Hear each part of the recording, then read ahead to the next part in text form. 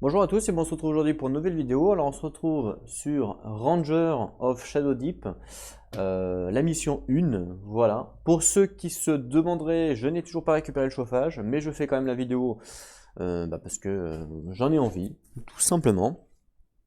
Je n'ai pas mis cette fois-ci mon gros blouson parce que vu qu'on va faire des déplacements et tout le tralala, ça va être compliqué sinon je vais tout faire tomber entre guillemets, donc je vais pas le faire. Donc c'est parti pour la mission 1 du livre donc Ranger of Shadow Deep. Voilà, donc c'est parti. On a vu la dernière fois les compagnons, on a vu également la mise en place de la mission. Je vais refaire un petit check-up quand même sur les compagnons, pour ceux qui n'ont pas vu la vidéo, tout simplement. Alors on a ici en rouge le conjurateur. Ah, je ne suis pas sur le... Ok, c'est bon. Donc le conjurateur, voilà. Ok, donc c'est notre lanceur de sorts. Ici, on a notre chevalier. Notre compagnon archer. Voilà. Nous-mêmes, donc le ranger, donc nous. Voilà. Et notre petit toutou, notre petit toutou, et c'était un limier. Voilà. Voilà. Pour les compagnons, on a vu qu'on démarrait tous autour du feu de camp. Alors qu'est-ce qui se passe du coup? Pourquoi on est là?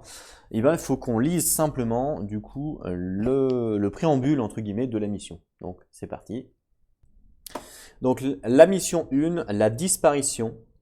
Donc cela ne fait même pas une semaine que Laurentia a été détruite et que l'Ombrefosse est apparue. Alors, l'Ombrefosse, c'est quoi? L'Ombrefosse, c'est une sorte de brouillard, des fumées, en fait, des fumées noires, hein, en gros, où il y a des monstres, des trucs comme ça, un peu comme dans Tainting Grail, en fait, le fait qu'il y ait vous savez, le brouillard, un peu pareil, en gros, voilà. Donc, l'Ombrefosse, c'est voilà, c'est une sorte de brouillard, enfin, c'est des fumées, c'est de la fumée, en fait, noirâtre, grise, voilà. Ok? Donc Laurentia a été détruite et que l'Ombrefosse était apparue, mais dans le même temps, le monde semble être devenu fou. Des rapports sur des créatures étranges et des hommes en robes malfaisants se multiplient tout au long de la nouvelle frontière. Même avec chaque soldat, ranger et volontaire mobilisé, le royaume est sous pression. Il y a 3 jours, un ranger vétéran dénommé Aventine est parti enquêter sur une prétendue attaque d'un village proche. Il n'est pas revenu. Ah, moi, Aventine, j'aurais plutôt vu ça comme un prénom féminin, mais non du coup. Déterminé à trouver le ranger disparu, vous avez rassemblé vos compagnons comme vous avez pu et êtes parti pour le village. C'est une marche de 8 heures, ah oui quand même, à travers un terrain extrêmement accidenté qui vous attend. Et donc là, je pense qu'on arrive du coup au village pour retrouver donc Aventine, le ranger disparu. Donc scénario 1, le village désert. Au moment où vous avez mis les pieds dans ce village sans nom, vous avez su que quelque chose n'allait pas. Il n'y avait aucun bruit, que ce soit d'hommes ou d'animaux, aucun mouvement à l'exception du doux bassement des arbres dans la brise. En vous approchant, vous pouvez voir les corps reposant dans la boue et sentir les rotants de putréfaction. Imperturbable, vous couvrez votre visage et continuez à avancer. Quoi qu'il se soit passé ici, il est de votre devoir d'essayer de découvrir la vérité et, si possible, de déterminer ce qu'il est advenu d'Aventine. Vous avez à peine atteint la place centrale, prêt à vous séparer pour les recherches, quand un lugubre gémissement résonne tout autour de vous. C'est les zombies. C'est les zombies qui se réveillent en fait, hein, tout simplement. Donc voilà notre mission. On doit aller sauver, enfin pas sauver, mais trouver Valentine. Pas Valentine, Aventine. Voilà. Et voilà, en fait, c'est un peu le délire. Donc qu'est-ce que ça nous dit pour les règles spéciales? Il y a des règles spéciales du scénario. Donc règles spéciales. Avant que le scénario ne commence, choisissez une figurine pour faire un test de perception. Donc SD8, ça veut dire que c'est le seuil de réussite, entre guillemets. Hein. Alors je sais plus c'est quoi D, mais bon, bref. Donc un test de perception, il faut faire 8 pour réussir. Et en cas de succès, vous pouvez déplacer l'un des marqueurs indices qui n'est pas dans une maison de 6 pouces vers cette figurine. Ah, ça c'est bien. Donc ça, va falloir qu'on le fasse tout de suite avant de démarrer la mission. Ok. Quand un héros se déplace en contact d'un marqueur indice, ok, son action prend fin immédiatement et il lance un dé sur la table des marqueurs indices ci-dessous, ok. Et une fois ce test effectué, retirez le marqueur indice de la table. Chaque résultat sur la table des marqueurs indices ne peut être obtenu qu'une seule fois dans le scénario. Relancez tout résultat déjà obtenu. Ok, donc ici on a la table des indices suivant le résultat. Les deux bâtiments hébergeant les marqueurs indices sont verrouillés. Ah, d'accord, donc là on a le bâtiment numéro 5 et le bâtiment numéro 4, donc je vous les remontrerai au pire. Normalement, si vous avez vu la mise en place, vous devez savoir lesquels c'est. Donc ils sont verrouillés. Pour y rentrer, une figurine doit se placer au contact de la porte et dépenser une action pour faire soit un test de crochetage, donc pareil avec un seuil de 8, soit un test de force avec un seuil de 8 pour débloquer l'entrée. Et du coup, ce qui va nous permettre de rentrer dans le bâtiment et ce qui va nous permettre de récupérer l'indice. Le point clé de ce scénario est le marqueur le plus proche à l'intérieur d'une maison. D'accord. S'il n'y a plus de marqueur indice dans une maison, c'est alors le marqueur indice le plus proche. Donc ça, il faudra qu'on revienne voir ce règle-là quand les monstres vont bouger. Ça, c'est important, le point clé du scénario, c'est important quand les monstres bougent. Pendant la phase d'événement de chaque tour, les joueurs doivent piocher une carte du paquet d'événements. Ok. Et ce scénario prend fin à l'issue du 8e tour. Ou quand il ne reste plus de marqueur indice sur la table. Voilà pour les règles spéciales du scénario. On retourne sur la table de jeu. Donc on avait les indices qui sont... donc là on avait l'indice ici qui était ici là. Donc qui était celui-là, il est derrière la porte, donc la porte est verrouillée ici. Hein. Donc hop, la porte elle est verrouillée hein, comme c'était écrit. Et le deuxième indice il était ici à l'intérieur, donc pareil, la porte en bas elle est verrouillée. Est-ce que je peux la fermer? Normalement oui.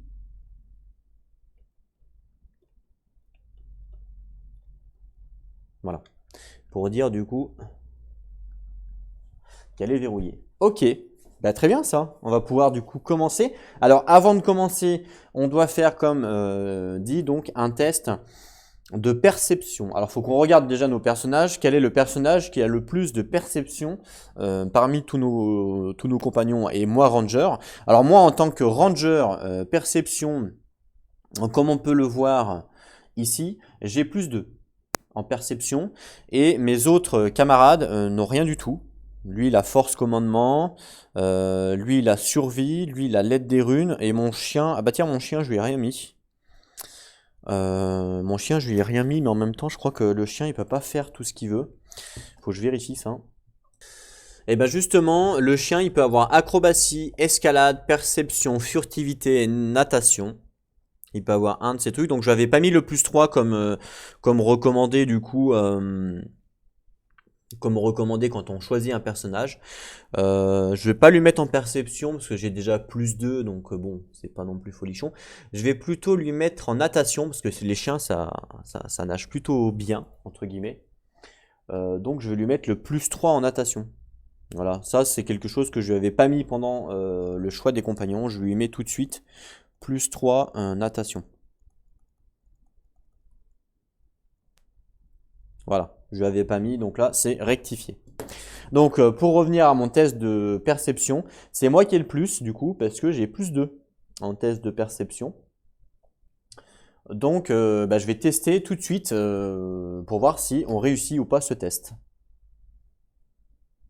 Ok, allez, donc le seuil, donc SD c'est seuil de difficulté, j'ai vérifié. Donc le seuil de difficulté c'est 8 pour le test de perception. Donc je dois lancer un dé 20. C'est un peu caca ça. Je sais pas pourquoi d'ailleurs. Hop, ok. Donc je dois lancer un dé 20, je vais le mettre comme ça. Il y aura donc toujours un lancer 20. Il y en a deux en fait, il y en a un qui est beaucoup plus blanc que l'autre. Je ne sais pas si vous le voyez, mais lui il est beaucoup plus blanc. Donc le beaucoup plus blanc, je l'utiliserai pour mes personnages à moi. Et le un petit peu gris comme ça, là, ça sera pour les ennemis. D'accord? Puis c'est pas les mêmes. Pas tout à fait, vous voyez, le 11, c'est pas tout à fait les mêmes écritures. Ok, donc le gris, ça sera pour les ennemis, et le blanc, ça sera pour moi. Alors le test de perception, j'ai plus 2, c'est un seuil de difficulté 8. Donc pour réussir le test, il faut faire égal ou supérieur à 8 du coup. Sachant que j'ai plus 2, donc il faut que je fasse 4. 4 ou plus, c'est réussi. Qu'est-ce que je raconte? 6. 6 ou plus, c'est réussi parce que j'ai plus 2. Et si je fais en dessous de 6, c'est raté. Ok? Allez, c'est parti. 12. Donc là, j'ai réussi, même sans rajouter mes plus 2, hein, parce que là, ça me fait 12 plus 2, donc ça me fait 14. Pour un seuil de difficulté 8, donc c'est réussi. Donc c'est en cas de succès, vous pouvez déplacer l'un des marqueurs indices qui n'est pas dans une maison à 6 pouces vers cette figurine. Donc c'est ce qu'on va faire tout de suite. Hop là. Donc là, j'ai le droit d'utiliser donc un marqueur indice et de le déplacer à 6 pouces vers moi. Alors, quel indice je vais utiliser? Pour mémoire, il y a un indice donc à l'intérieur du bâtiment ici, un indice derrière là, un indice ici, là on ne le voit pas, mais sur la rivière, hop, juste ici, vous voyez. Un indice ici, bah, je pense que justement, je vais... comme il y a beaucoup d'ennemis ici, là, je vais prendre cet indice-là, là, et je vais l'avancer donc de 6 pouces en direction de mon personnage. Voilà. C'est ça, hein, c'est 6 pouces? Ouais. 6 pouces vers cette figurine, c'est ça. Donc, allez hop, on prend, donc j'ai un mètre, hein, avec les pouces, les centimètres, jusque-là tout va bien. Donc 6 pouces en direction de mon personnage. Donc ça ferait pile poil avant... Voilà, donc pile poil, ici, 6 pouces max. Ouais, à peu près. On est là, quoi. En gros, on est là. Voilà. Donc, je l'ai avancé un peu. Ça, d'ailleurs, ça va comme ça. Voilà. Faut laisser passer les créatures. Voilà. Ok. Donc, c'est bon. C'est avancé. C'est très bien. Ensuite, on peut commencer à jouer. Donc, donc je vais expliquer un petit peu les règles, puisqu'il y en a qui ne connaissent pas, hein, c'est normal. Et puis après, on n'expliquera plus. Donc, comment ça se présente le jeu? En fait, le jeu se présente comme un jeu standard, c'est-à-dire en plusieurs phases. On a 3 phases de jeu. On a la phase des joueurs, en gros, la phase des créatures, la phase des compagnons et la phase des événements. Voilà comment ça se présente le jeu. Ok? Donc tout va bien. C'est pas flou là, c'est bon? Non, ça me paraît bien. Ok. Donc on commence toujours par la phase des rangers.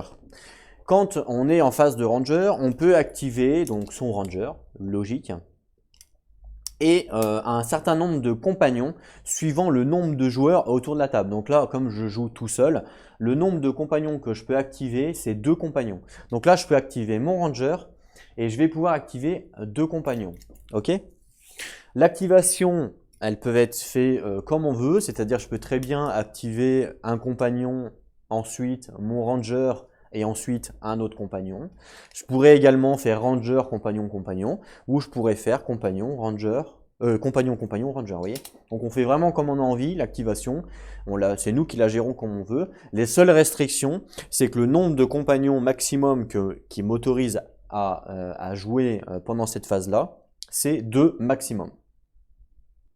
Dans cette même activation, il y a ce qu'on appelle une activation de groupe. C'est-à-dire on peut faire en fait une activation de groupe. On n'est pas obligé de faire une figurine par une figurine. Et en fait la différence c'est que quand on fait une activation de groupe, si on veut faire une activation de groupe, il faut des conditions. La première condition c'est qu'il faut que les figurines soient à 2 pouces les unes des autres. Ça c'est la première condition.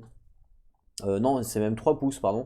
3 pouces autour du ranger. Donc c'est 3 pouces autour du ranger pour faire une activation de groupe. Et en fait, l'activation de groupe, c'est quoi? Eh ben, c'est que chaque figurine, on effectue un déplacement. Et après, une fois qu'elles se sont déplacées, chaque figurine peut faire une deuxième action. Dans l'ordre que l'on veut. D'accord? Alors la différence, vous allez me dire, ouais, mais c'est quoi la différence entre une activation standard et une activation de groupe? En fait, c'est très simple. C'est qu'une activation standard, je suis obligé d'activer une figurine, que ce soit un ranger ou un compagnon, finir son activation, activer une autre figurine, finir son activation, et activer une autre figurine, finir son activation, dans mon exemple là, parce que j'ai un ranger plus 2 compagnons, ok? Dans mon exemple, hein. Donc c'est toujours une figurine, et une fois qu'elle a terminé, je peux faire une deuxième figurine, ok? Et une fois qu'elle a terminé, je peux faire une troisième figurine. Alors qu'une action de groupe, c'est 3 figurines, puisque ça sera dans la limite en fait du nombre de compagnons que je peux activer, hein. Donc moi, c'est-à-dire 2 compagnons de mon ranger, donc ce sera 3 figurines qui vont se déplacer en premier, toutes ensemble, et ensuite elles vont faire une deuxième action dans l'ordre que je le souhaite, vous voyez. Donc ce qui fait que si jamais il y a des choses qui doivent intervenir dans le jeu, bah, le fait d'avoir une action de groupe, ça permet en fait d'avoir plus de laxisme sur la suite des événements. Je donne un exemple. Si par exemple je décide de faire une action de groupe et que je trouve ici l'indice et que l'indice me dit que je sais pas, j'ai trouvé un rat géant, et du coup mes autres personnages vont pouvoir attaquer directement, alors que si c'était mon dernier personnage par exemple à avoir joué, j'étais un peu dans la panade. Vous voyez ce que je veux dire? En gros voilà, c'est un peu la différence entre l'activation de groupe et l'activation standard. Quand on fait une activation standard, j'ai le droit d'activer mon ranger plus 2 compagnons chacune dans l'ordre que je veux, mais chacune à tour de rôle. Et si je veux faire une activation de groupe, même chose, j'ai le droit d'activer toujours pareil mon ranger, 2 compagnons, mais cette fois-ci, les 3 figurines vont faire 3 ou 2 ou 1, comme moi je choisis, hein, action de groupe. Elles vont faire un déplacement, tout ensemble, et ensuite, elles vont faire la deuxième action. Donc là, j'ai le choix. Comme toutes les figurines sont à 3 pouces de mon ranger, hein, mon ranger qui est là, je peux effectivement maintenant dire, bah voilà, je vais faire une action de groupe. Mais je ne sais pas ce que je vais faire. Là, il n'y a pas vraiment pour l'instant d'intérêt à faire une action de groupe. Je ne veux pas faire un déplacement groupé, vous voyez ce que je veux dire? Je n'ai pas vraiment trop d'intérêt. Non, là, je vais plutôt faire une activation normale et je vais commencer par activer mon ranger, tant qu'à faire. Le top du top, ça serait limite de se séparer entre guillemets pour ramasser un maximum d'indices parce qu'on n'a que 8 tours. Donc le top du top, ça serait de se séparer. Sachant que lui, il peut être un petit peu tout seul et il peut gérer plus facilement les monstres. Donc je pense que lui, je vais le mettre tout seul. Ouais, tout seul pour aller chercher un indice, tant qu'à faire. Et puis, moi, je vais prendre le ranger avec moi. Comme ça, on sera 2 rangers. Quoique lui, il va peut-être prendre le sorcerer. Voilà, le sorcerer. Et le chien, il va être un peu solo, parce que le chien se déplace très très vite. Je vérifie juste, c'est quoi déjà comme test qu'il faut faire pour ramasser les indices. Parce que je ne sais pas si le chien, il peut le faire. Donc, je regarde ça tout de suite. Pour ramasser un indice, il faut... Ah ben, il n'y a pas de test à faire. D'accord. Il n'y a pas de test à faire. Donc c'est bien ça. D'accord. En fait, il y a juste un test à faire pour crocheter les portes. Un test de crochetage ou de force. Donc lui, il a pas mal de force, lui. Donc à la rigueur, lui, il pourrait défoncer la porte là-bas. Et moi, je pourrais peut-être descendre pour faire un test de crochetage. En crochetage, j'ai plus 2. Donc ouais, ce serait peut-être pas mal. Donc à la rigueur, moi, ce que je vais faire avec le ranger, on va descendre en bas. En même temps, c'est difficile de descendre en haut. Donc on va descendre vers la mer pour aller chercher l'indice dans la baraque. Lui, il va aller chercher l'indice dans cette maison-là, dans le château défoncé. Avec sa force, il va défoncer la porte et il va récupérer l'indice. Le chien, il va essayer de courir tout en haut pour ramasser l'indice à la rigueur en haut, en espérant qu'il se fasse pas choper. Et le sorcerer va rester un petit peu au milieu pour voir un petit peu ce qui se passe pas, vous voyez ce que je veux dire, pour venir en soutien, que ce soit dans une team ou une autre. Je pense que je vais partir là-dessus. Après, le chien, on est d'accord qu'il peut ramasser les indices, hein, je vérifie ça tout de suite. Moi, je pense qu'il peut ramasser les indices, hein, il n'y a pas de, voilà, il y a pas de contre-indication entre guillemets, vu qu'il n'y a pas de test à faire. C'est simplement quand on arrive près d'un indice, fin de l'activation de la figurine et on fait un test d'indices, voilà, par rapport au truc. Donc ouais, non, je pense qu'il va pouvoir ramasser les indices. Donc on va voir peut-être le chien tout seul parce qu'il court assez vite. Le chien, il a un déplacement de 8 quand même, hein, c'est énorme, hein. C'est énorme, clairement. Donc on va faire ça. Allez, c'est parti. Donc là, on commence par la phase donc d'activation des rangers et je vais commencer par essayer de taper avec mes doubles archers pour nettoyer un petit peu la zone. Il faut savoir que les monstres, enfin les monstres qui sont présents actuellement, on a des zombies. Donc les zombies, ils ont combien de points de vie? Les zombies, ils ont 6 points de vie. C'est énorme, hein. 6 points de vie, ok. Les zombies, ils ont 6 points de vie. Les rats, ils ont 1 point de vie. Et les... voilà, c'est tout. Pour l'instant, il n'y a que des zombies et des rats. Donc, les rats, 1 point de vie. Donc ça, à la rigueur, ça devrait aller. Et les zombies, 6 points de vie. Donc, il faudrait essayer de tuer les zombies en premier. Donc, de les sniper de loin, les zombies. Parce que les zombies, c'est ceux qui font le plus de dégâts. Hein. En force, ils ont plus 0. Mais bon, ils ont beaucoup d'armure. Et là, il y a un zombie ici, là, vous voyez? Hop, ici, il y a un zombie. Il y en a un là. Et il y en a un en bas et un ici. Ok, donc à la rigueur, moi, ce que je vais faire, avant même de me déplacer, je vais directement faire un tir. Mais le problème, c'est que pour faire un tir, évidemment, il y a des prérequis. Hein. On ne peut pas tirer comme ça. Il faut évidemment une ligne de vue. Il faut plein de trucs. Si je regarde un peu sur qui je vais tirer, je pense que si on descend en bas, ça serait peut-être pas mal d'éliminer lui là. Le zombie qui est là. Donc je pense que je vais tirer sur lui si possible. Je ne sais pas si j'ai encore la ligne de vue. Donc déjà, pour pouvoir faire un tir, il faut faire une ligne de vue. Donc ça, je vais prendre ma caméra embarquée. J'ai une petite caméra embarquée. On va switcher dessus et pour voir si on a la ligne de vue. Voilà, vision embarquée de notre héros qui se trouve là. Malheureusement, comme vous pouvez le voir, à cause de l'arbre qui est juste en face, je n'ai pas de vision sur du coup le le zombie. Dommage, le zombie est juste derrière l'arbre en fait. Ça c'est dommage, donc je vais être obligé de me déplacer. Je vais pas avoir le choix pour avoir une vision. Clairement, je vais pas avoir le choix. Ça c'est dommage. Mince. Mince. Ouais, bah, je vais pas avoir le choix, je vais me déplacer du coup. Hein. Donc je vais faire un mouvement et j'ai un mouvement de 7. Donc je peux me déplacer jusqu'à 7. Alors je suis pas obligé de me déplacer entièrement. Hein. On va peut-être re-switch sur l'autre caméra pour avoir une vision un peu plus globale. Voilà.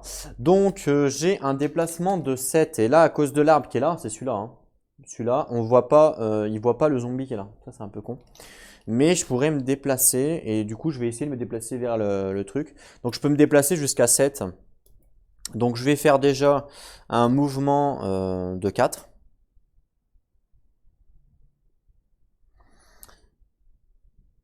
De 6 même. De 7 même en allant là. Voilà. Là j'ai fait un mouvement de 7 en allant là. Voilà. Donc mouvement de 7.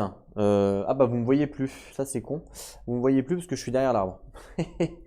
Je suis ici là. Derrière l'arbre. J'ai fait un mouvement de 7 pouces. Parce que j'ai un mouvement de 7, hein, tout simplement, je vérifie. C'est ça. 7 pouces pile poil. Lui, il se déplace de combien, lui? Ouais, c'est bon. Ah, il se déplace de 6, cet enfoiré. Ah, c'est bon. Ok, donc ça, c'est bien. Du coup, là, j'ai carrément la vision, maintenant, sur le zombie. Petite caméra embarquée pour vous montrer. Hop là, voilà la petite caméra. Donc là, vous voyez que clairement, j'ai la ligne de vue. Hein. Là, je suis pile poil dessus. Le chemin n'est pas obstrué. On est à peu près à 7 pouces l'un de l'autre, à peu près. Donc clairement, là, je peux essayer de tirer. Donc là, ma première action, c'était un mouvement. Et ma deuxième action, du coup, ça sera un tir. Ok? Le truc, c'est que quand on fait un tir... D'ailleurs, là vous voyez flou d'ailleurs, et hop, voilà, si je fais ça, on voit flou mon perso, mais plus flou ce qui est en face, ce qui est logique. Ok.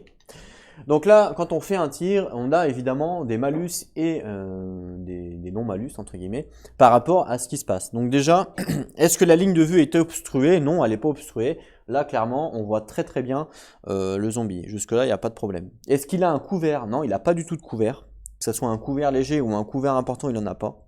Par contre, le problème, c'est que là, j'ai fait un tir précipité. Pourquoi? Parce que j'ai bougé, en fait. Quand on fait un mouvement avant un tir, on fait en fait ce qu'on appelle un tir précipité. Du coup, ça donne +1 à la cible en termes de défense. Voilà, tout simplement. Donc là, on va switcher pour mettre sur les dés. Parce que là, du coup, comme je fais un tir, on va devoir lancer 2 dés 20. Donc là, on va lancer 2 dés 20, un pour moi, un pour l'ennemi. Moi, du coup, je vais sur mon dé 20 pour savoir, en fait, avant d'appliquer les touches ou quoi que ce soit, on va lancer 2 dés 20 pour savoir qui gagne le combat, entre guillemets, entre lui ou moi. Ou est-ce que je réussis à le toucher, ok? Et c'est celui qui fait le plus haut score qui va gagner le combat, entre guillemets. Hein, pour savoir si j'ai réussi à le toucher ou pas. En gros, s'il arrive à esquive ma flèche ou pas, avec un peu de chance. Vous voyez ce que je veux dire? Moi, j'ai plus 2 en tir. Non, oui, si, j'ai plus 2 en tir. Donc, sur mon D20, hein, qui sera le dé tout blanc, j'aurai déjà plus 2 grâce à mon tir. Parce que mes statistiques font que j'ai plus 2. Ok. Le zombie, lui, en force, il a plus 0. Hein. J'ai fait une petite fiche. Il a plus 0, ce qui fait qu'on ajoute plus 0 à son dé. En temps normal, s'il avait par exemple plus 2 ou 3 en force, ben, on pourrait lui mettre. En fait, c'est pas force, c'est fight. Hein. On ajoute le plus par rapport à son score de combat. D'accord? Sachant que là, comme il a plus 0, eh bien, il aura plus 0. Par contre, je vais quand même lui ajouter plus 1 parce que j'ai fait, moi de mon côté, malheureusement, j'étais obligé de faire ce qu'on appelle un tir précipité parce que j'ai bougé lors de mon activation. Donc lui, il aura forcément un plus 1 automatiquement. Donc je vais lui mettre un plus 1 ici et moi j'ai un plus 2 grâce à mon plus 2 de tir. Et c'est parti pour savoir si j'ai réussi à toucher ou pas la cible. Waouh, j'ai fait 19 plus 2, donc ça fait 21. Et lui, il a fait 13 plus 1, donc ça fait 14. Donc là, en fait, j'ai gagné le combat, du coup. J'ai réussi à toucher ma cible, parce que j'ai fait 19. Autant vous dire que là, mon tir était limite parfait, mais limite, hein. Limite parfait. Donc ce qu'il faut faire maintenant, c'est que lui, son score, ben, on s'en fout. Il a perdu en fait, et j'ai réussi à le toucher, il a perdu le combat entre guillemets. Et maintenant ce qu'on fait, c'est qu'on prend mon score, donc c'est pas 19, mais c'est 19 plus 2, hein, donc 21. On prend mon score et on réduit la valeur de l'armure à mon score. Donc lui en armure, il a 12 d'armure. Donc j'enlève 2, j'enlève plus que 10, il reste 9 du coup. Voilà, il reste 9. Et en fait, ces 9 là, c'est justement les dégâts que je lui inflige. Voilà. Donc quand on fait un combat, voilà comment ça se passe. On regarde qui gagne le combat et une fois qu'on a vu qui gagnait le combat, on réduit l'armure et le restant sera les dégâts infligés au monstre ou au personnage. Donc là, clairement, avec le test que j'ai fait, je lui inflige 9 points de dégâts, sachant que le zombie, il a 6 points de vie. Donc là, clairement, je lui tire une flèche dans la tête et là, le zombie, il est directement cappuccino. Donc hop, le zombie, il se prend une flèche dans la tête et il disparaît direct. Donc là, clairement, je l'ai bien allumé, entre guillemets. Il s'est il s'est bien mangé, hein, clairement, manger ma flèche en pleine tête. Ça, c'est plutôt cool du coup. Ok, on repasse sur la vue standard. Donc là, mon ranger, je vous rappelle qu'il est là, hein, derrière l'arbre, hein, d'accord? Donc là, mon ranger a joué du coup. Fin de son activation, puisque il a fait une action de mouvement, une action de tir. Et il faut savoir qu'on peut faire, quand on fait une activation, on peut faire que 2 actions maximum. On ne peut pas en faire plus que ça. Ce que je vais faire, c'est que je vais prendre un petit cube et je vais mettre un petit cube à côté de lui pour dire qu'il a joué. Parce qu'au bout d'un moment, à force de parler avec la caméra et tout, on ne sait plus qui en a joué et qui en a pas joué. Vous voyez ce que je veux dire? Donc je prends un petit cube rouge et on saura qu'à chaque fois que je mets un petit cube rouge à côté d'un personnage, ça voudra dire qui il a joué. Donc là, je mets le petit cube rouge à côté de mon personnage. Bon, vous ne le voyez pas. Mais je lui mets à côté. Comme ça veut dire qu'il a joué. D'accord? Voilà. Très bien. Donc là, c'était ma première activation de mon ranger. Maintenant, il me reste 2 activations possibles à faire, c'est mes compagnons. Donc je peux activer 2 compagnons à moi.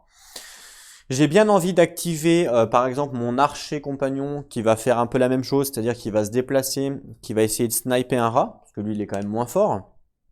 Un rat est sur les maisons ici, il y a un rat, je vous rappelle qu'il y a un rat ici, et il y a un rat ici. Hein. Il y en a un de chaque côté. Ça peut être pas mal. De le sniper. Donc à la rigueur, je vais activer mon compagnon. Donc mon compagnon archer, il a 6 de mouvement, plus 2 en tir. Bah, il est comme moi en fait, il est pas si nul que ça, hein, mine de rien.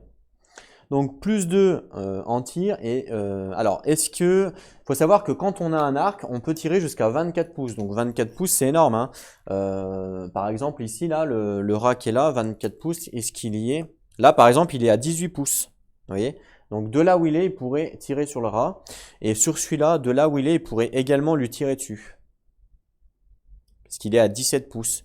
Donc à la rigueur, même sans bouger, il peut tirer sur les deux. Sans bouger. Donc c'est ce qu'il va faire. Maintenant, il faut savoir s'il a une ligne de vue. Sur celui-là, je pense que ça doit être obstrué par rapport à mes personnages. Par contre, il doit avoir une ligne de vue sur celui-là. Ce qu'on va faire, c'est qu'on va se mettre en mode première personne et on va regarder ça tout de suite. Hop là, donc là on peut voir en fait que eh ben, il a les deux lignes de vue. On voit le rat donc à gauche, sur sa gauche ici, là où il y a ma baguette, là vous voyez. Et le rat sur sa droite ici, donc vous voyez que on voit les deux. Par contre le truc c'est que ce rat ici sur sa droite, ici là, il est un petit peu obstrué à cause de mon héros. Ouais, à cause de mon héros, en fait, ça va être plus difficile de l'atteindre. Donc, ce qu'il va faire, c'est qu'il va plutôt faire une attaque sur ce rat-là, où là, la ligne de vue n'est clairement pas obstruée, comme on peut le voir. Clairement, là, il a une bonne visibilité. Hop là. Il a une bonne visibilité pour essayer de l'atteindre. Vous voyez, il n'y a aucune obstruction. Là, c'est tout droit. Hop là. Tout droit pile poil dessus. 24 pouces, on est largement bon parce qu'on est à 18. 24 pouces, c'est énorme, hein, c'est pratiquement toute la map. Donc là, on est pas mal. En termes de vision. Donc il va essayer de lui tirer dessus. Donc encore une fois, on va se mettre sur les dés pour voir s'il va réussir ou pas son attaque, tout simplement. Alors je récupère les 2 dés. Alors lui il a plus 2 en tir, mon compagnon. Donc je vais lui mettre un plus 2. Et là du coup c'est pas un zombie, c'est un rat. Donc je vais récupérer la feuille des rats. Et les rats, ils ont en fight 0. Donc il n'aura pas de plus 0. Et il n'aura pas également le plus 1 puisque il n'est pas, c'est pas un tir précipité puisque je n'ai pas fait de mouvement pour l'instant.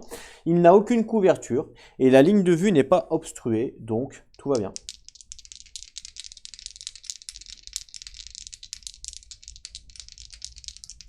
Donc c'est parti. Allez. Ouh, je crois qu'il a raté. Ah, je crois que c'est ex aequo. Il a fait 11 le rat pour se défendre. Et non, j'ai fait 6. Et mon archer a fait 6. Donc 6 plus 2, ça fait 8. Donc 8, c'est inférieur à 11. Donc il a raté son tir, malheureusement. Ah mince, quel dommage, il a raté son tir. Bon. Et il a tiré à côté. Mince, il a tiré à côté le salopio. Et ensuite, ce qu'il va faire, c'est qu'il va faire un déplacement. Il va faire un déplacement de. Il va essayer de voir. Il va essayer d'aller avec mon pote. Il peut se déplacer, donc lui, jusqu'à 6 de mouvement, hein, l'archer. Donc il va aller vers mon pote. Ouais. Donc il va se déplacer jusqu'à 6.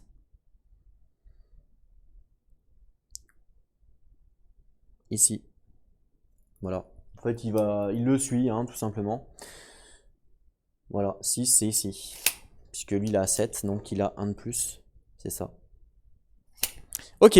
Bon, il a raté son tir. C'est dommage. C'est dommage. Il est activé.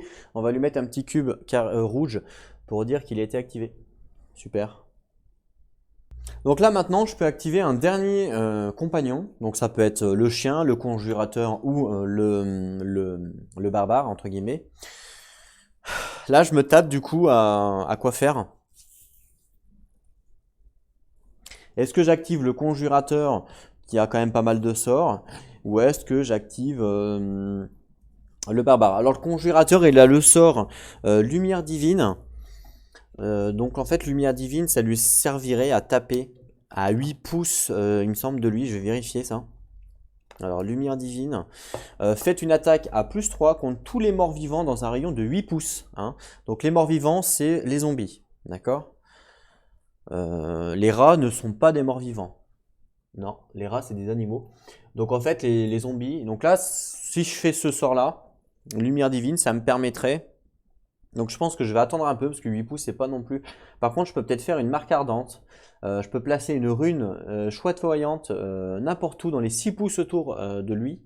Et dès qu'une créature maléfique se déplace à moins de 2 pouces de la rune, elle explose. Ah, c'est pas mal ça. Hein. Toutes les créatures se trouvant à moins de 2 pouces de rune subissent une attaque de tir magique de plus 5. Ah, c'est fort ça. Donc je pense que je vais activer mon conjurateur. Et je vais, du coup, ma première action pour faire un sort et je vais utiliser mon sort Marque Ardente qui me permet de placer une rune à n'importe où dans les 6 pouces autour du personnage. Ok?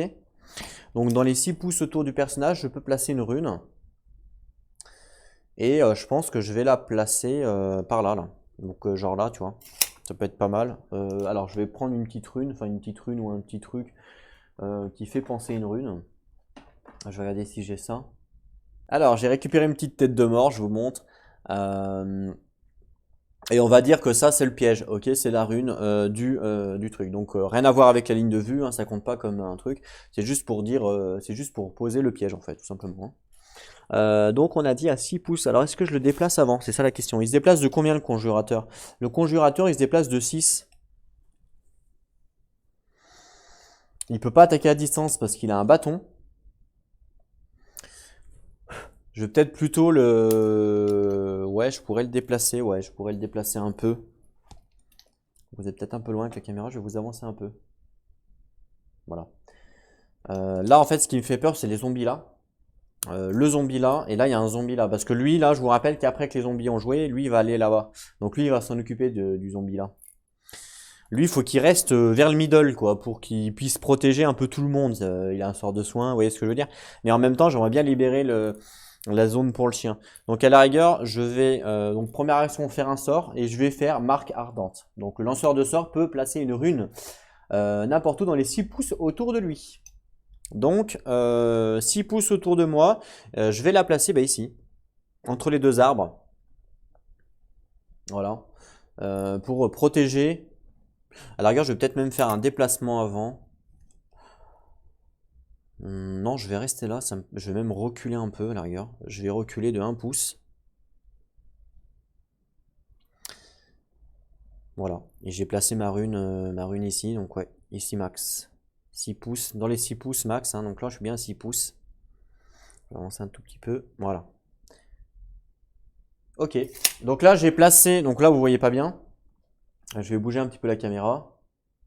Voilà, donc là j'ai placé la tête de mort ici, c'est pour dire qu'il y a le piège du conjurateur, donc dans les 6 pouces, hein, donc c'est ici, et je l'ai reculé, après sa deuxième action j'ai fait un mouvement et j'ai reculé de 1 pouce par rapport à où il était. Ok, voilà ce que j'ai fait avec lui. C'est tout pour l'instant, je vais lui mettre un petit cube pour dire qu'il a joué.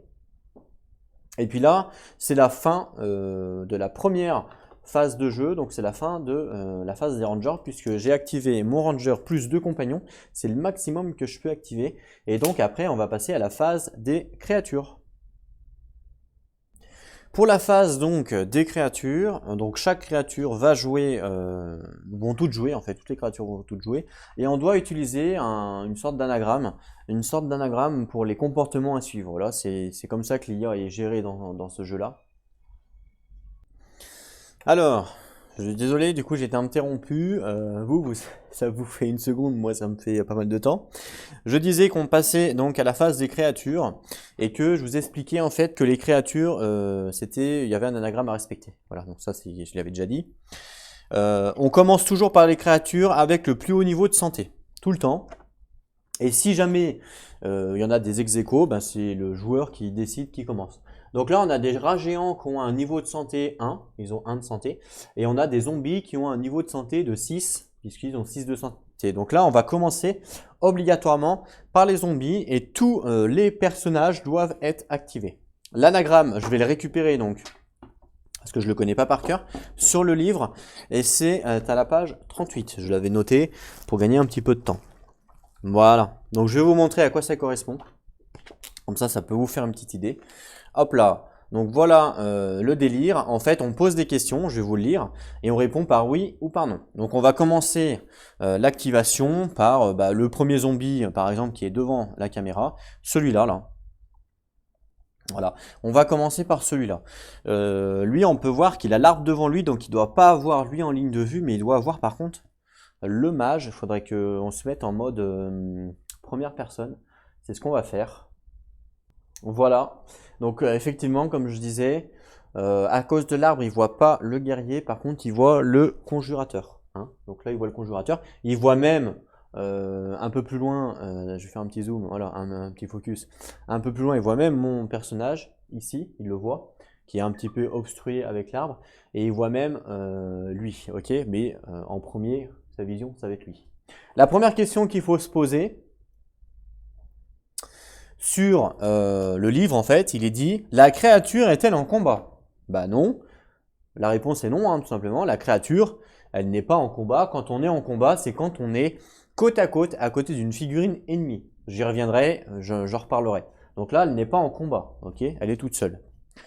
Ensuite, c'est marqué, on passe à l'étape 2, du coup, puisqu'elle n'est pas en combat, ok? L'étape 2 nous indique, y a-t-il un héros en ligne de vue? Oui, effectivement, il y en a même plusieurs, puisqu'il y a lui, lui en ligne de vue, donc il y en a quand même pas mal, ok? Là, à cause de l'arbre, on voit vraiment pas le chevalier, c'est vraiment dommage, mais c'est comme ça. Donc oui, donc c'est marqué, si la créature a une arme de tir et est à portée, elle tirera sur l'héros le plus proche. Donc là, par exemple, ça serait le conjurateur. Mais là, le problème, c'est que la créature n'a pas d'arme de portée, puisque c'est un zombie, et les zombies n'ont pas d'arme. Voilà. Si la créature n'a pas d'arme de tir, ce qui est le cas, hein, elle se déplacera vers le héros le plus proche.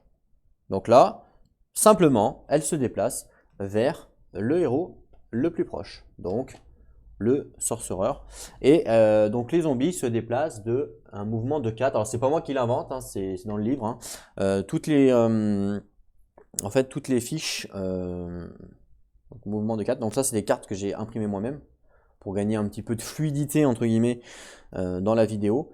Mais sinon, c'est marqué dans le livre hein, que les zombies, donc là, 4 de mouvement pour le zombie.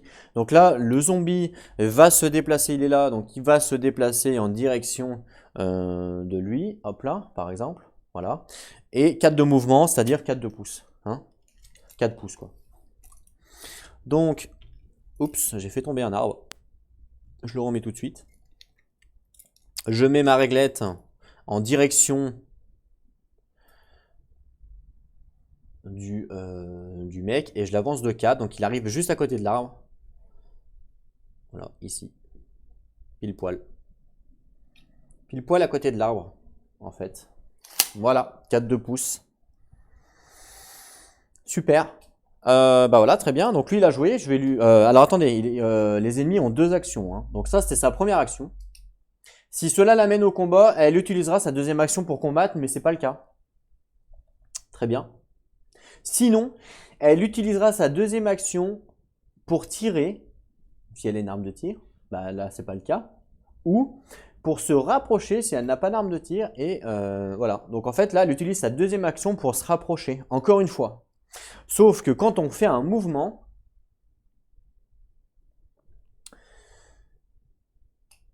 un deuxième mouvement, pardon, on peut le faire de la moitié du premier mouvement. Ça veut dire que si par exemple j'ai 6 de mouvement, sur ma première activation je peux faire 6, et sur ma deuxième activation je pourrais faire que 3, la moitié. Donc là, le zombie, sa première activation, il a fait un mouvement de 4, donc sa deuxième activation, il va faire un mouvement, mais seulement de 2, parce que c'est son deuxième mouvement. Voilà. Donc, toujours même chose, en direction du héros le plus proche, un mouvement de 2, donc 1 et 2, plutôt ici. Voilà. Il a avancé de 2 pouces, et là il se retrouve à maintenant 3 pouces et demi, on va dire 3 pouces. Il se retrouve à 3 pouces du conjureur. Dès qu'une figurine arrive à 1 pouce d'une autre figurine, automatiquement, elles vont rentrer en contact. Enfin, elles ont la possibilité de rentrer en contact, c'est pas forcément obligatoire. Elles ont la possibilité de rentrer en contact. Je crois que c'est 1 pouce, hein. Je vais vérifier ça tout de suite. Donc, ça n'a pas marché. Ok. Donc là, en fait, à chaque fois qu'une figurine arrive, c'est bien ça, hein, dans un rayon de 1 pouce dans une autre figurine, si elle est à 1 pouce, on va faire ce qu'on appelle forcer le combat. Donc là, c'est pas le cas, hein, parce que là, il reste, vous voyez, c'est 3 pouces et demi à peu près. Ou de socle à socle, Ouais, ça fait 2 pouces et demi de socle à socle. Donc là, on n'y est pas encore. Un pouce, c'est 2,5 cm à peu près. Donc c'est vraiment que dalle, hein. 2,5 cm, ça fait ça, hein. Donc ouais, c'est vraiment très peu, hein. De socle à socle, ça fait que faudrait que la figurine soit ici, là où il y a mon doigt à peu près. Ouais, pour enfin le socle de la figurine. On va parler plutôt de socle, plutôt de figurine. D'accord? Donc là, la ravancée de 2 pouces. C'est ça, hein. Donc si à la rigueur on prend socle à socle, même si je prends le socle de derrière, j'avance un petit peu. Du coup, elle est toujours pas à 1 pouce. Non, non, toujours pas. Donc en fait, elle se retrouve bien là, hein, clairement. C'est de socle à socle, hein, tout simplement. Fin de l'activation donc de cette première ennemie. Donc je vais mettre un petit cube rouge pour dire que lui, il a été activé. On passe maintenant à un autre zombie. On va passer par exemple à celui qui est en face, celui-là là. Donc même chose. Donc on refait le même délire, hein. Donc est-ce que la figurine est en combat? Non. Est-ce que la figurine a une ligne de vue sur des héros? Alors oui. La figurine là, elle voit autant lui que le chien, que eux, autant que lui, hein, d'ailleurs, parce que lui même il est à côté de l'arbre, il le voit aussi. Donc elle va se déplacer vers le personnage le plus proche, 10 pouces, et là c'est... Ah ouais, là on est plus loin. Ouais, là on est beaucoup plus loin. Donc en fait la figurine va se déplacer vers mon ranger, parce que on est plus loin. On est plus près, je veux dire. Mon ranger est à 9 pouces et demi à peu près de la figurine, alors que là on est plus à 11 pouces. Voilà. Donc il va se déplacer plutôt vers le ranger. Voilà. Donc premier mouvement, mouvement de 4, toujours. Donc là vous êtes un petit peu loin. Je vais essayer de me rapprocher un maximum. Voilà. Ok. Donc lui, il veut se diriger, évidemment. Il veut se diriger ici, hein, puisque c'est le plus court. Donc déjà, il ne peut pas partir comme ça en diagonale. Donc il va faire 1 pouce en avant.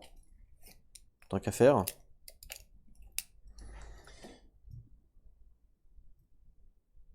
Donc 1. Voilà. Et après, là, il va se diriger vers mon perso. Donc il lui reste 3.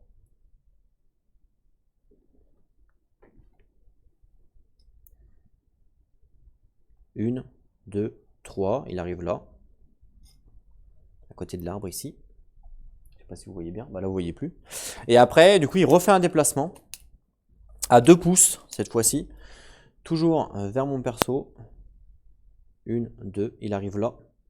Il se déplace vite quand même. Et là, il a 1 pouce ou pas? Non, il n'est pas à 1 pouce. Presque, mais il n'y est pas. Et là, il est à un peu plus de 1 pouce. 1 pouce et demi à peu près. À peu près 1 pouce et demi. Donc là, il s'est déplacé.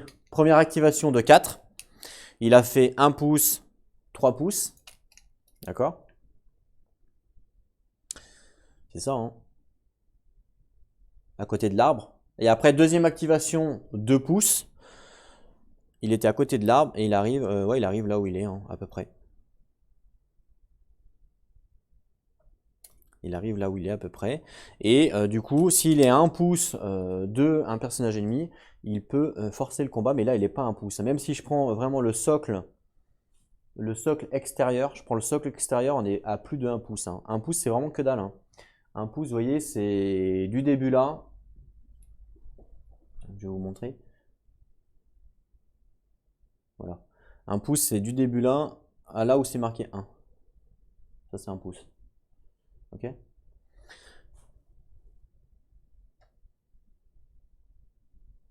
C'était 8. Ok.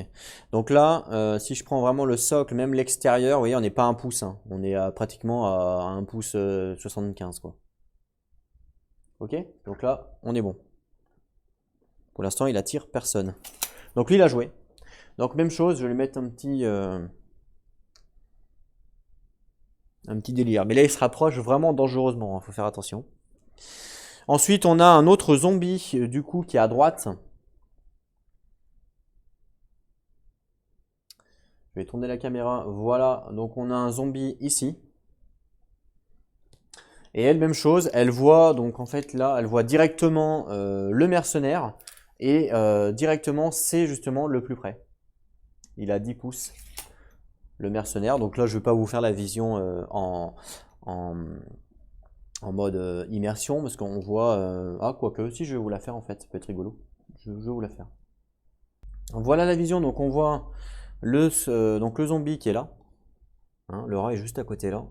Et la maison est juste derrière elle. Donc si on regarde un petit peu plus loin en avant, vous voyez, on voit très bien ici, bon le piège, mais elle ne le voit pas évidemment. Mais ici le guerrier. Hop là, voilà. Ici, donc le guerrier, donc vous voyez qu'on voit quand même très bien, on voit tout le monde en fait. Hein. On voit même ceux-là qui sont là, enfin on voit vraiment beaucoup de choses, hein, clairement. On repasse sur la vue globale. Donc, elle veut se déplacer en direction du plus proche donc de lui, donc sachant qu'elle a 4 pouces, hein, je vous rappelle, donc elle va aller toute droite. Hein.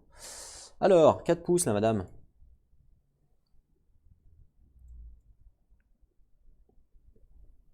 C'est pas évident quand il y a beaucoup de décors. 4 pouces, c'est là. Lâchez mon mètre, merci. C'est ça, hein, 4 pouces, ouais, c'est ça, 4 pouces. Donc là, elle s'est déplacée de 4 pouces, ici. Et elle est à combien du piège, là, du coup? Du piège, elle est à... Ah non, elle est à 2 pouces et demi. Elle est à 2 pouces et demi du piège pour l'instant. Donc je crois que c'était en dessous de 2 pouces que ça se déclenche. Je vais quand même vérifier ça. C'est ça, donc c'est dès qu'une créature maléfique se déplace à moins de 2 pouces de la rune, elle explose. Donc là, c'est pas le cas. Pour l'instant, elle est à 2 pouces et demi même. 2 pouces et demi. Donc c'est moins de 2 pouces, c'est ça, hein, à moins de 2 pouces de la rune, c'est ça. Donc là, c'est pas encore. Par contre, là, elle va, pour ça, donc ça, c'est sa première action. Pour sa deuxième action, elle va refaire un déplacement, hein, comme ses collègues. Et cette fois, elle va se déplacer donc de 2 pouces.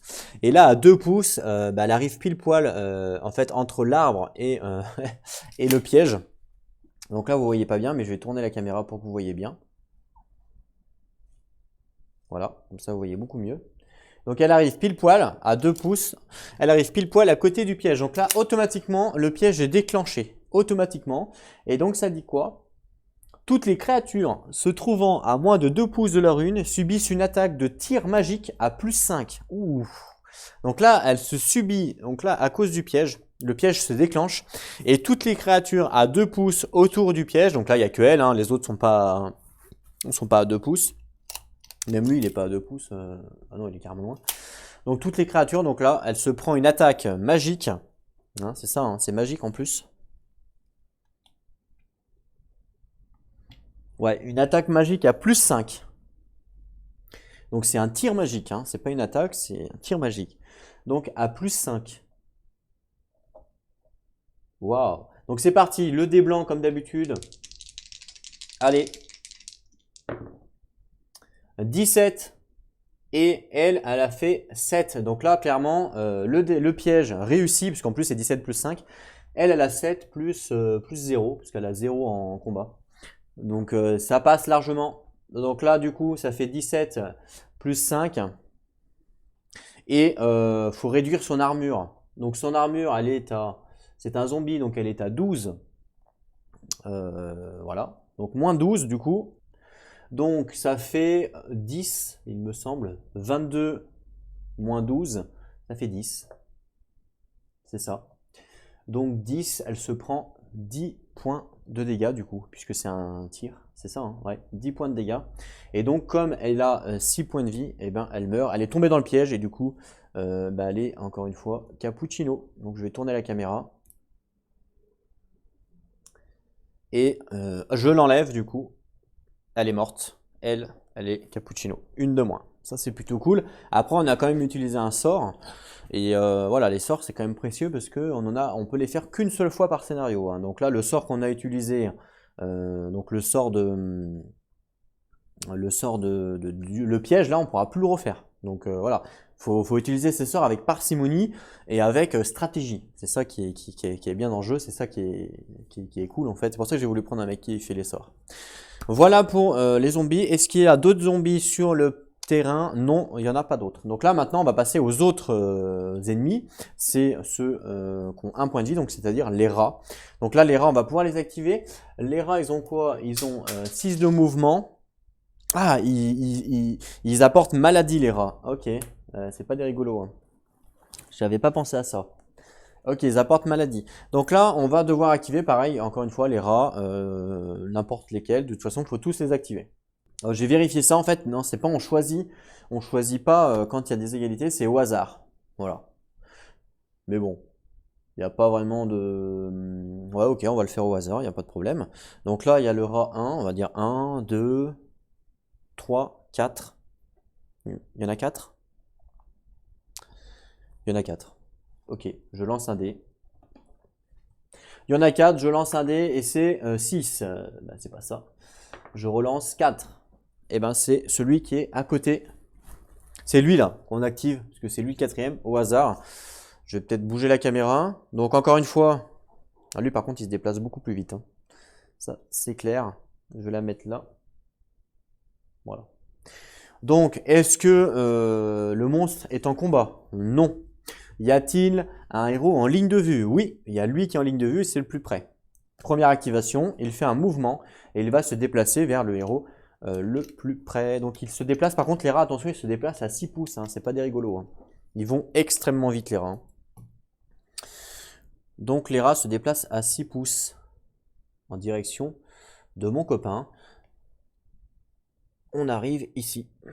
Ah ouais, il se déplace énormément vite. Hein. Extrêmement vite. Hein. Ah ouais, truc de ouf. Et ensuite, du coup, comme il n'est pas, comme il peut pas tirer, hein, puisque ouais, il n'a pas d'arme à distance, il va refaire un déplacement. Et du coup, c'est plus 6, mais c'est 6 divisé par 2, hein, puisque c'est sa deuxième action. Donc ça fait qu'il se déplace de 3, encore une fois, vers le guerrier. Et là, cette fois-ci, il va l'engager. Parce que là, à 3, il se retrouve ici. Et là, du coup, il va, vu qu'il est à 1 pouce, même moins d'1 pouce, là, il va forcer le combat. Donc, hop, tac, il s'active. Enfin, il s'active. Il s'enclenche, les deux s'enclenchent pour dire que les deux sont en combat. Donc, en fait, quand on est socle avec un autre socle, ça veut dire qu'on est en combat. Donc là, la figurine arrive en combat. Et là, elle a fait ses deux activations. Donc là, elle a terminé son tour, simplement. Elle ne peut pas porter d'attaque puisque la figurine, elle n'a que 2 d'activation et elle a fait 2 mouvements. Elle s'est mise en combat. Je mets un petit cube pour dire qu'elle s'est mise en combat. Et il faut savoir que... Ouais, elle était à 3. C'est ça, elle était à 3. Attendez, elle fait 9 du coup au total. 9. Ouais, elle est pile poil à 9 là. Où elle est? Ah ouais, elle est pile poil à 9. D'accord. Ok. Parce qu'en fait, est-ce qu'on peut refuser, c'est ça là, il y a une bonne question, est-ce qu'on peut refuser de forcer le combat? Vous voyez ce que je veux dire? C'est marqué qu'à chaque fois qu'une figurine se déplace à 1 pouce d'une figurine ennemie, la figurine ennemie peut choisir de forcer le combat. On n'est pas obligé. C'est ça le truc. Donc lui, c'est la figurine, là vu qu'elle, elle se déplace, la figurine ennemie, c'est lui. Qui est son ennemi à lui. Donc lui peut choisir. Il n'est pas obligé de se mettre en combat. Il va le faire là, là il le fait, mais on n'est pas obligé. Donc attention, attention à cette petite subtilité. C'est la figurine ennemie qui choisit si vous forcez le combat ou pas. Voilà. Quand une figurine est à 1 pouce d'une figurine ennemie, c'est elle qui choisit de forcer oui ou non le combat. Donc là, elle se déplace et elle était à moins de 1 pouce de lui, c'est lui qui choisit. Donc c'est-à-dire que c'est le joueur. Donc voilà, faites attention à ça, c'est pas automatique. Hein. Forcer le combat n'est pas automatique. Par contre, si un personnage s'approche à 1 pouce d'un ennemi, et bien là, automatiquement, il y aura un forcer le combat. Pourquoi? Parce que les ennemis forcent toujours le combat. Voilà, c'est la règle. Les ennemis forcent toujours le combat. Donc quand c'est un personnage qui se déplace vers un ennemi, du coup, bah, l'ennemi forcera toujours le combat. Mais quand c'est inverse, vous n'êtes pas obligé de forcer le combat. C'est ça la petite subtilité. En tout cas, ce rat a déjà joué. Il reste 1, 2, 3 autres rats. Donc même chose, je vais lancer un dé. Donc pour celui qui est en haut là, vous voyez, celui qui a, on va dire 1, 2, 3, 4, 5, 6. Je lance le dé et c'est 1, 2. Super. Donc c'est lui qui va se déplacer. Donc, est-ce que la figurine est en combat? Non. Est-ce que la figurine voit des ennemis? Oui, du coup, hein, puisque là, si je fais la ligne de vue, d'ailleurs, il me semble que j'ai un laser. Ouais, j'ai un laser. Si je fais la ligne de vue, elle voit clairement... Oh, j'ai plus de pile.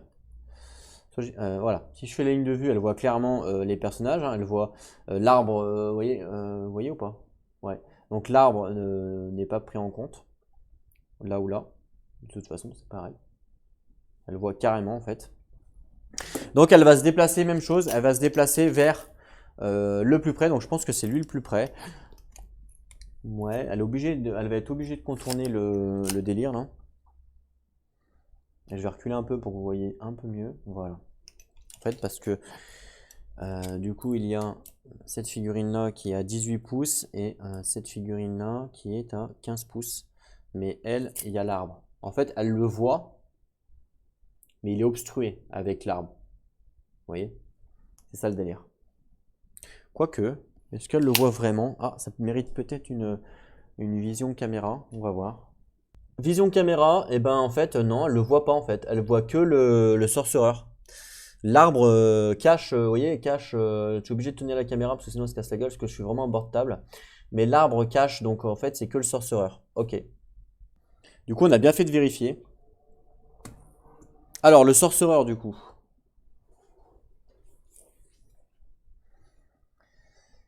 Du coup elle va se déplacer, hein, le rat va se déplacer hein, tout simplement. Hein. Allez c'est parti, donc le rat se déplace de 6. Je vais récupérer le maître. Attendez, ça c'est bon? Oui. Je vérifie le son quand même. Parce que... Donc je déplace le rat de 6 en direction du personnage là. Donc là c'est facile. Alors, 6 ça fait juste là, juste devant le délire là. Donc hop, il vient ici, par exemple. Il est juste devant. Et ensuite, du coup, sa deuxième action, ça va être encore une fois un déplacement de 3 pouces cette fois-ci. Alors, je ne sais pas si les figurines peuvent, par exemple, est-ce qu'il peut escalader ça? Enfin, est-ce qu'il peut, je ne sais pas si les ennemis le font. Mais oui, je pense en fait. Hein. Elle pourrait sauter, mais bon, il n'y a pas d'intérêt, parce qu'en fait, pour pouvoir sauter, ou pour pouvoir franchir un truc comme ça, il n'y a pas vraiment de... Ah si, c'est peut-être un terrain difficile. Ouais.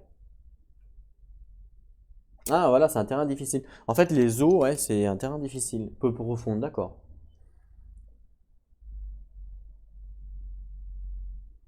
D'accord. On va dire que c'est un terrain difficile, mais je pense qu'elle va faire le contour, hein. Elle n'est pas débile, hein. Le rat va faire le contour. Donc il lui reste 3, donc là, si elle fait 1 pouce, là ça fait 2 pouces en allant ici. 2 pouces en allant ici. Et après, du coup, il lui reste 1 pouce. Donc, elle va avancer de 1 pouce. Donc, c'est à peu près ici, 1 pouce. Voilà. Voilà, elle a avancé. Elle était obligée de contourner un petit peu l'obstacle là. Il n'y avait pas le choix. Donc, elle se retrouve ici, à peu près. Ok. Elle a joué. On met un petit cube. Enfin, elle a joué. Je dis elle, c'est un rat. C'est pas vraiment elle. Il reste qui là? Ah, il reste 2 rats en bas. Ok. Donc, je vais tourner la caméra. Je vais la remettre correctement. Voilà. Donc il reste un rat ici. Un rat ici. Ici la rivière, j'avais dit pendant la mise en place, il me semble que j'avais dit que on devait faire on devait utiliser donc la capacité acrobatie pour passer, mais non. En fait, pour passer ici, c'est ce qu'ils appellent un terrain difficile, parce que c'est des eaux peu profondes, et donc les terrains difficiles, c'est divisé par 2, il me semble. La distance parcourue coûte le double du mouvement, voilà. Voilà, ok. Donc si les figurines veulent traverser, elles vont être obligées d'utiliser le double de mouvement, que ce soit moi comme les monstres, hein, évidemment. Donc là, il reste 2 monstres, donc 1, 2, 3, 4, 5, 6. Pour l'autre, je lance un dé. Je vous montre pas ça, c'est le 1, donc c'est d'abord celle-là. Donc cette figurine-là, même chose. Oui, elle a plein de gens en ligne de vue, hein. Elle a autant ici que ici. Alors ici, on est à peu près à 12 pouces. environ. Et ici, on est à peu près... Ah, on est un peu plus. On est à 13 pouces, ici. Donc, elle va plutôt se diriger là. Parce que c'est plus près. Donc, allez, c'est parti. Donc, 6 pouces. 6 pouces, c'est là.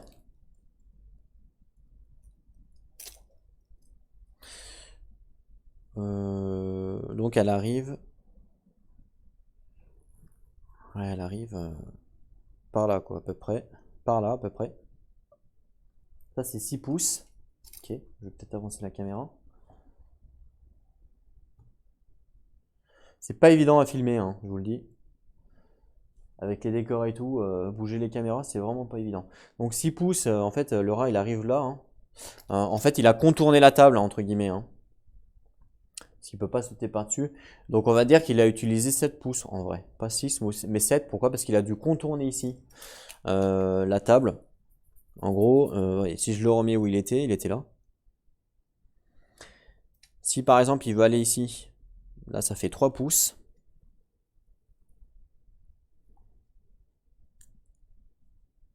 Là, ça fait 3 pouces.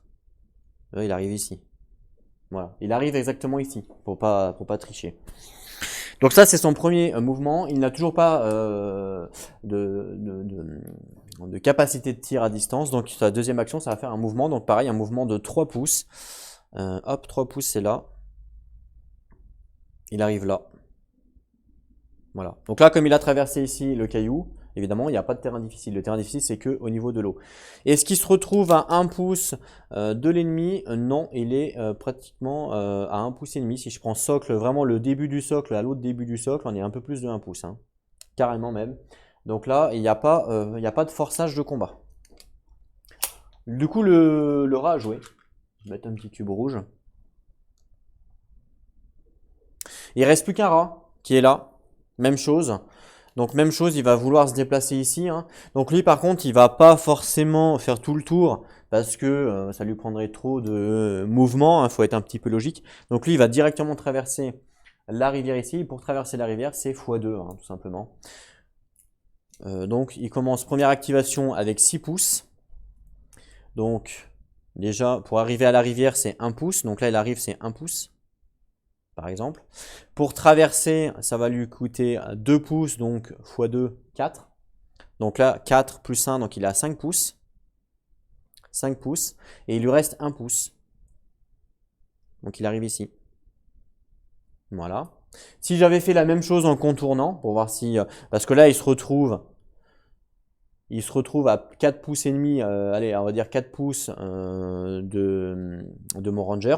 S'il avait fait le tour, vous vous doutez bien, 6 pouces, il arrive là, vous vous doutez bien qu'il est bien plus loin. Donc il essaye de prendre le chemin le plus court, c'est un peu logique. Donc sa deuxième activation, ça va être de se déplacer de 3 pouces cette fois-ci. Ah, il était loin quand même. Hein. 3 pouces, il arrive au contact, hein, cet enfoiré. Donc 3 pouces, il arrive là. Et là, du coup, il a 1 pouce de moi, hein, ça c'est sûr. Là, c'est clair que là, ouais, bah largement même. Ouais, là, il a 1 pouce, hein, carrément même. Voilà, c'est ça, hein, 3 pouces. Il était là. Oh, ouais, c'est un tout petit peu moins. Mais il arrive quand même. Là, on va dire qu'on est à 1 pouce. Là, on est à 1 pouce de... Ouais, ouais. Là, donc là, il arrive à 1 pouce de mon ranger.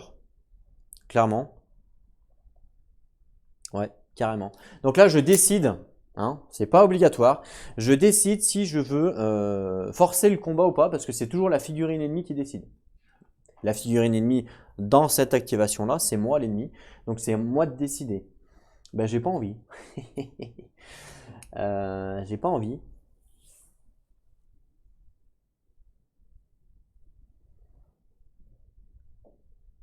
Les créatures maléfiques forceront toujours le combat, ok. Sauf que là, c'est moi qui décide. Hein. C'est toujours, à moins que j'ai mal compris la règle, mais il est dit, chaque fois qu'une figurine se déplace à 1 pouce d'une figurine ennemie, donc là elle se déplace à 1 pouce d'une figurine ennemie, la figurine ennemie peut choisir de forcer le combat, donc c'est bien moi la figurine ennemie. Hein.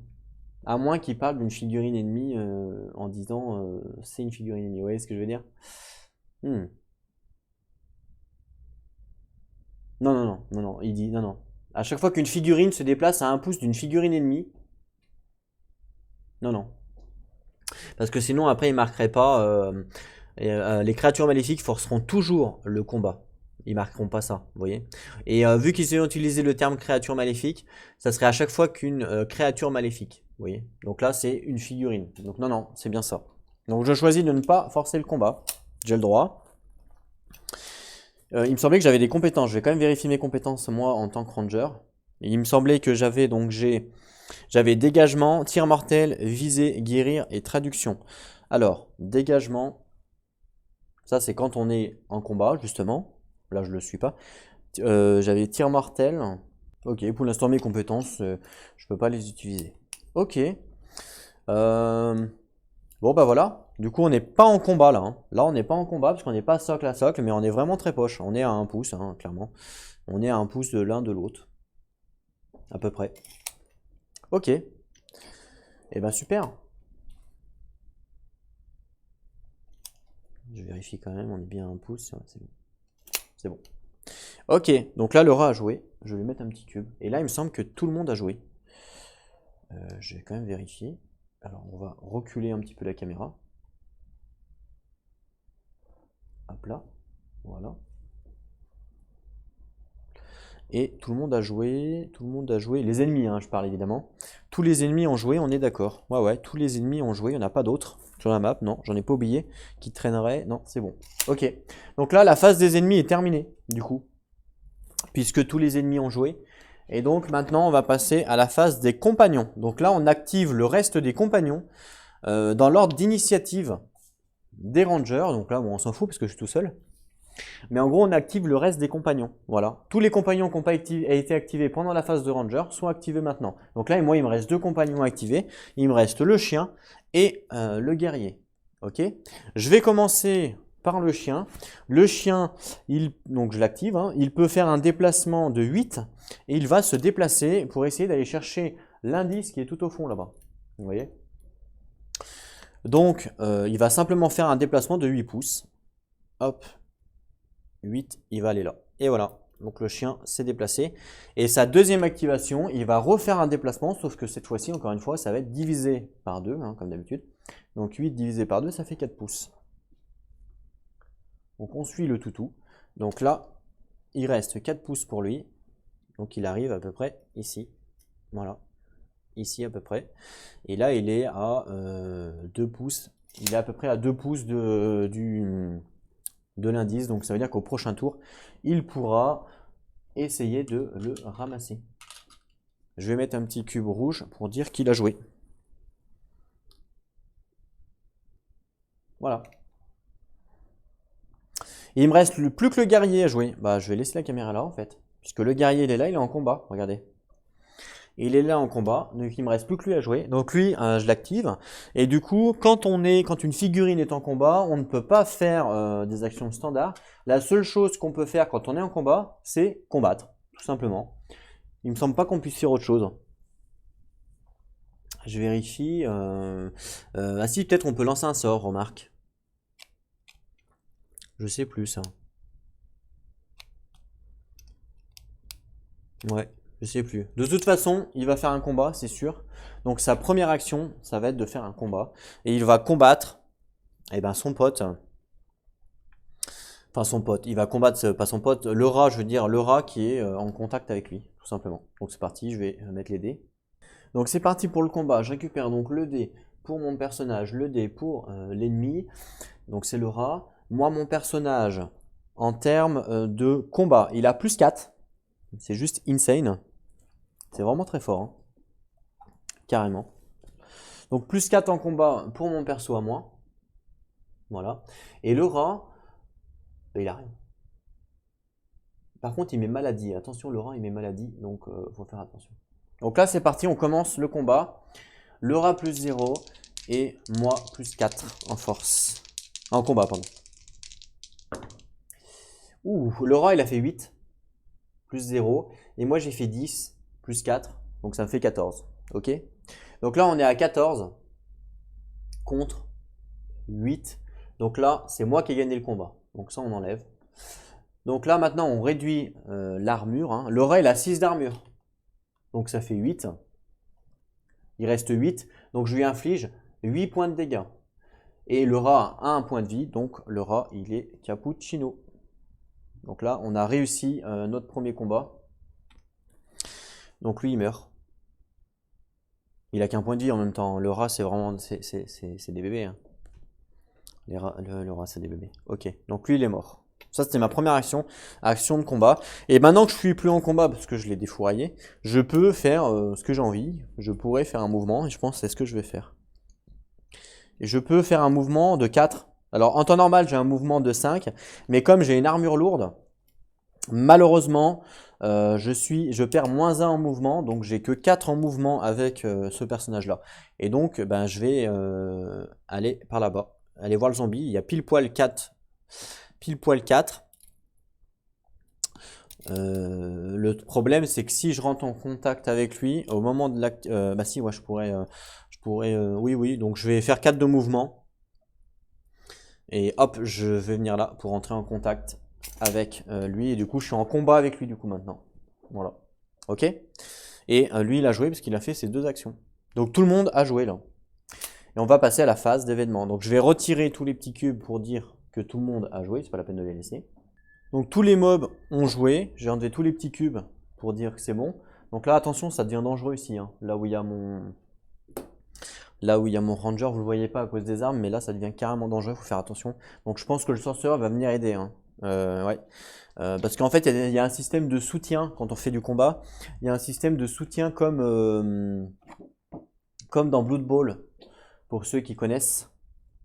Un système comme Blood Bowl, dans le sens où quand vous êtes en combat et que votre personnage n'est pas dans un autre combat, et bien il va apporter un soutien. En fait, c'est exactement comme dans Blood Bowl quand vous faites un test, de blocage. Vous avez par exemple +1 quand un mec il est au contact, il est dans la zone, de défense du personnage. S'il n'est pas pris, bah, c'est un peu le même délire en fait. Bon, je reviendrai dessus, mais c'est un peu le même délire que Blood Bowl. Donc pour ceux qui connaissent Blood Bowl et qui savent jouer, c'est exactement le même délire pour les soutiens en combat en fait. Donc là, on va passer à la phase d'événement. Donc la phase d'événement, c'est tout simple. J'ai fait un deck en fait ici de cartes standards qui disent de le faire. Hein, en fait, ils disent simplement de le faire. Donc je les mélange. C'est des cartes qui disent de mettre. Alors on pourrait utiliser des cartes standards. On pourrait même utiliser un dé, je pense. Ça marcherait aussi. On en pioche une au hasard. Voilà, par exemple celle-là. Et c'est donc par exemple le 6 de cœur. Donc le 6 en fait, on s'en fout le cœur. Donc le 6. Et du coup, on va regarder dans le livre qu'est-ce qui se passe sur l'événement 6, tout simplement. Pour voir un petit peu ce qui se passe, quoi. Donc c'est parti. Je regarde la mission. Donc ça me dit quoi pour l'événement 6? Donc je vais vous montrer. Donc l'événement 6, rat géant. Placer 2 rats géants sur la table adjacent à 2 bâtiments déterminés aléatoirement. Et si possible, ces rats doivent être placés hors de ligne de vue de tout héros. Si ce n'est pas possible, placez-les aussi près que possible d'un héros. D'accord. Donc on va déjà voir ça. Donc déjà placer 2 rats géants sur la table adjacent. Donc déjà je vais récupérer un rat géant. Je vais le mettre là pour l'instant hein, pour dire que je dois le placer. Je vais en récupérer un deuxième. Je vais le mettre ici. Voilà. Et on doit les placer adjacents à 2 bâtiments aléatoires. Donc encore une fois, je vais lancer 2 dés pour connaître mes bâtiments aléatoires. Alors, 6 et 4. Donc 4, 1, 2, 3, 4. 4, c'est celui-là. Hein, on avait dit, hein, pendant la mise en place, je respecte le même délire que la mise en place. 6, ça n'existe pas. Parce que ça s'arrête à 5. 4, et ben pareil, les deux arrivent par là-haut. Donc adjacent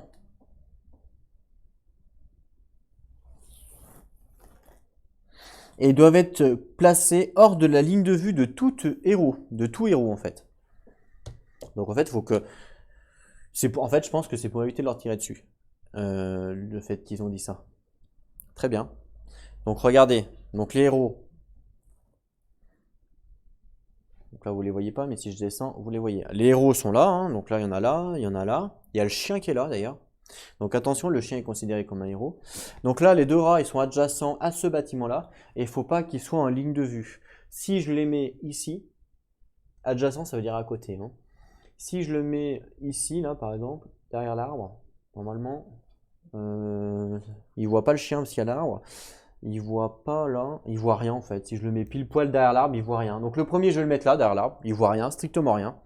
Et le deuxième, je vais le mettre derrière cet arbre-là, qui est adjacent également à là. Et là, il voit également personne. Puisqu'il est collé à l'arbre, donc il voit rien. On est d'accord. Et lui, il est collé à l'arbre, il voit rien. J'aurais pu les mettre derrière la maison, il voyait rien aussi. Mais comme c'est adjacent, là on est plutôt derrière la maison, alors que là on est plutôt adjacent, vous voyez. Donc c'est pour ça que je préfère les mettre comme ça, vraiment derrière les deux arbres, comme ça vraiment ils sont adjacents. Et j'aurais pu les mettre aussi vraiment derrière à droite là-bas. J'aurais pu le mettre carrément ici derrière là où il y a ma main, mais on est quand même assez loin, alors que là ça reste quand même assez proche de la maison, donc non, je pense que là c'est bien. Derrière cet arbre là, il voit personne. Parce que là, la ligne de vue est bloquée, c'est comme si voilà, il est bloqué. Et là, derrière cet arbre-là, il voit également personne. Super.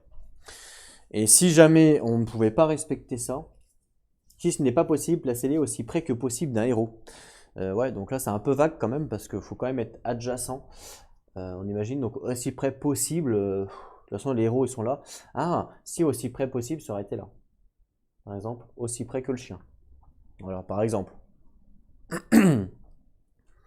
Mais là, je l'ai mis, j'ai respecté ce qu'il dit, hein, parce que je l'ai mis adjacent, du coup, à la maison.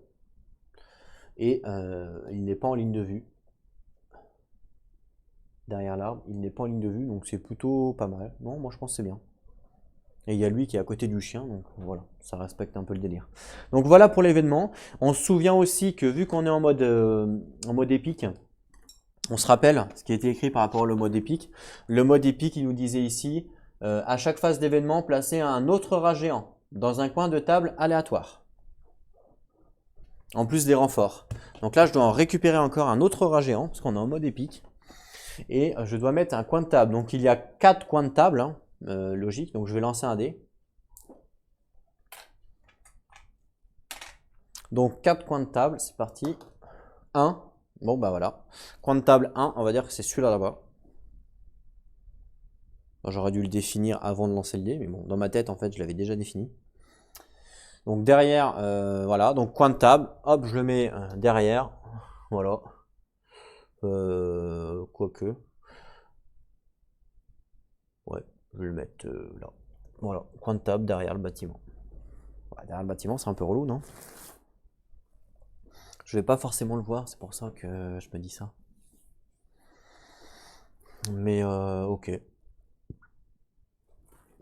Ouais, de toute façon c'est un coin de table, hein. Ouais, voilà, coin de table, je l'ai mis derrière le bâtiment, faudra pas que je l'oublie par contre, hein. Faudra bien que je fasse attention à pas l'oublier. Voilà pour du coup le premier tour. Du coup on a fini le premier tour du jeu.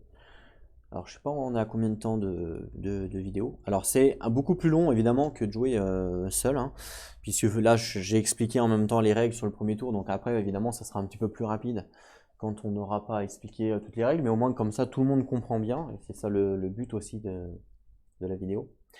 Mais sinon c'est un peu plus rapide. Là on est à peu près à 1h30 pour faire un tour de jeu.